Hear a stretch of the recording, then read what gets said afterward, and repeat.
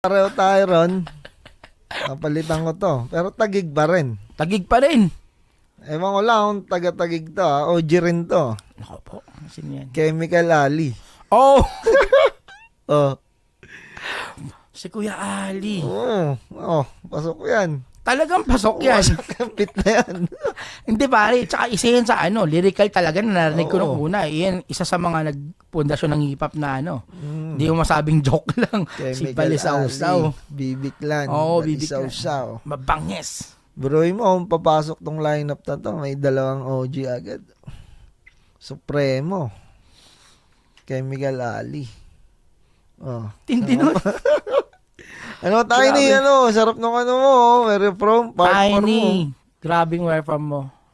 Hindi namin dinidikta to, ha? Oo. Predict lang namin to. Oh, ikaw, sa'yo. Ito lang, pag-usapan muna natin si Kuya Ali. Kumbaga, si Kuya Ali kasi, di ba, diyan tayo lumaki tayo. Alam mo yung dati kasi may mga rap contest dati dati pa, ako kasi nagsimula ako mag-rap contest, grade 4 ako eh. Isipin mo na lang yung grade 4 ako, 1999 yun, tol. No. Oo, ganun. So, umaattend kami dati o lumalaban kami ni Crisis dati ng rap contest. Buong rap contest, ang kinakanta, mabangis. Oo. Ano siya, hindi lang beat. Oo. Wala pa kasi, hindi pa uso nun yung mga tol, hindi pa uso nun yung mga compose. Ang uso pa lang nun, gagayahin mo yung mga nasa Sikat. ano. Yung mga naririnig mo. Yung mga narinig mo sa yung katulad ng BB Clan, Chinese Mafia, ganon. Sarap no kung mababalikan lang ng mga bagong listener ngayon, mga bagong rapper, yung mga talagang OG. Oo. Tsaka kung paano nag-evolve yung rap. No. Sa mga kids ngayon, sa mga tropa natin, new generation, mga tol, payo ko sa inyo, mag-backtrack kayo mga tol. Oo. Pakinggan nyo yung roots. Pag napakinggan mo yung roots, malalaman mo yung history. Oo. Mas lalo mong malalaman yung history ng rap. Pag mahal mo talaga yung rap, No. Tama. aanuhin mo yan eh. Aalamin mo paano Oo, tama naman. paano nag-evolve to, paano nag-ganyan, sino yung mga ganyan dati, sino yung mga nag-ambag, Oo. sino yung may matinding lyrics nun, at paano nag-evolve sa ganito yung rap. Alam mo yun. Hindi ka lang basta magra-rap. Hindi ka lang basta mag-rap. Pag nalaman mo kasi yun, Roots. pag nalaman mo yung roots, mas magiging mahal mo yung Pinoy rap music. Ngayon, hindi ka na bago dun. Oo. Hindi ka na bago sa hindi ka na makapag-komento ng hindi mo alam. Oo. May alam ka na.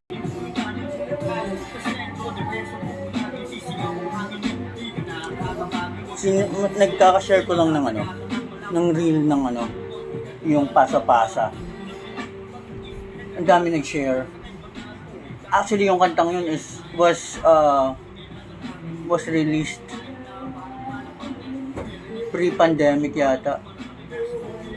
So, isipin mo, ang tagal na nun Ang dami pa rin hindi pa pala nakakapanood nun. Nung sinare ko as reel. Kaya sobrang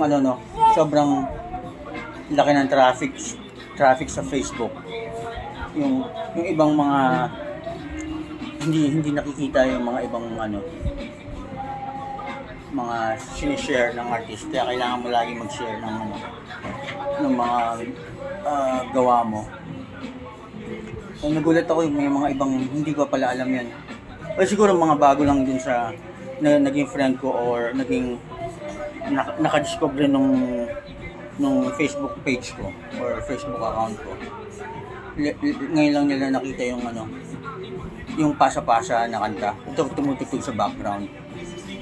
Gawa ni Just Writer. It's about basketball. Sama ko si Mike Cosa at saka si Keja. Parang nagulat lang ako kasi ang dami po lang hindi nakakaalam ng song na yun. Pinromote pa namin sa sa PBA championship ng yata yun, San Miguel saka Smart TNT or basta yun. Perform kami live nun. So, ibig sabihin, marami rin talagang hindi pa alam yung mga bago kong gawa. Hindi mo naman masasabing bago talaga. Kasi pre-pandemic pa namin ginawa yun. Tapos, kumbaga marami na nailabas since BB Clan days. Since maging Chemical Alley, marami na ako nailabas na songs. Ang problema, hindi, kumbaga marami rin hindi aware na nakakakilala sa akin na meron pala akong nilabas. Kasi minsan may nagko-comment na ang tagal mo na wala. Well, in fact na parang bumalik ako, parang year 2000, around 2015 yata, nung nag-decide akong magtuloy as solo. Ano na ngayon, 2024. So parang nasa almost a decade na akong active. Marami pa rin hindi nakakaalam na bumalik ako as solo. Kaya kung nga sa page ko, nagpo-post ako ng mga ng mga tracks or ng merch.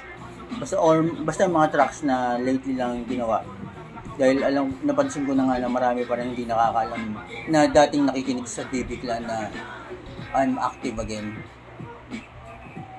Tsaka dahil sa tulong ng uprising, yung walang tigil na suporta ni Enigma sa ginagawa ko, na sobrang grateful ako dyan. Tsaka galing sa uprising yung mga lahat ng music video na lumalabas ngayon. Ilan din ginawa namin music video from lyric video ng Palong-Palo, Panalo Bigayan, Escoba, On the Way Na, to name a few, na ginawa ng uprising to para ma-promote ang Chemical Alley Bukas Ulan na bara na kanta, na album.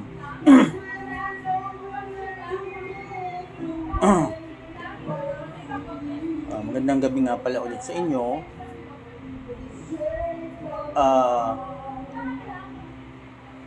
Kaya malaking tulong din talaga yung mga invite sa akin sa mga kaya yung last time yung High Minds on Air. Siyempre para nare-remind yung mga iba na yung marami na nandito pa ako, gumagawa pa rin at active. Kahit ayaw nung iba na maging active ako. Tama. Hinihila ako pababa, Tamang hinala. Wala namang nanghihila, Hindi,